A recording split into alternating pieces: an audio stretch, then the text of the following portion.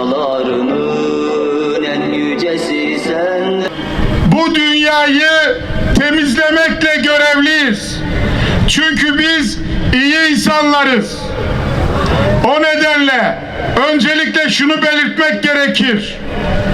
Kendimizi düzeltmeden, halklarımızı, insanlarımızı düzeltmeden Kudüs'ü kurtarmak mümkün olmuyor.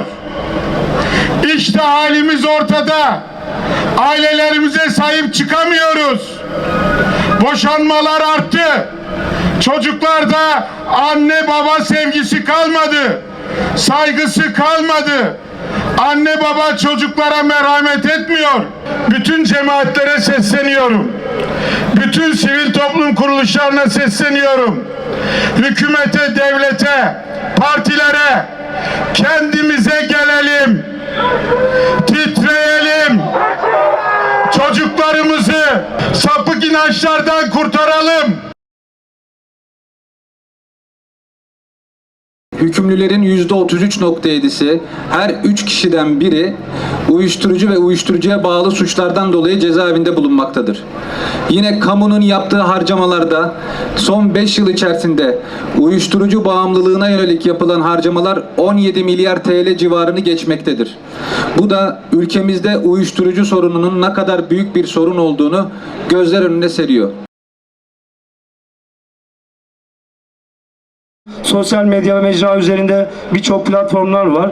Yani madde kullanımına yakın ve o kullanımla ilgili mecralar olduğu kadar bilinçlenme açısından koruyucu ve önleyici tedbirler alabileceğiniz birçok kurum ve kuruluşlar var. Pusula İlk Yaşam Derneği olarak da biz her zaman buradayız. Beni dinlediğiniz için teşekkür ederim. Allah razı olsun. Allah'ım aramızdaki masumların hatırına, iyilerin hatırına, mazlumların hatırına, mustazafların hatırına bizleri kapından, katından, yanından, rahmetinden boş çevirme ya Rabbi. Allah'ım dualarımızı ve yakarışlarımızı katında makbul eyle ya Rabbi.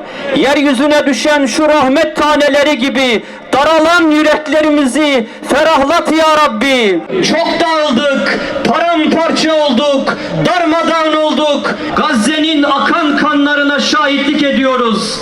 Ne acı ki ümmet eyle ya Rabbi. İlahi ya Rabbi. Onların imanlarını, rızıkları eyle ya Rabbi.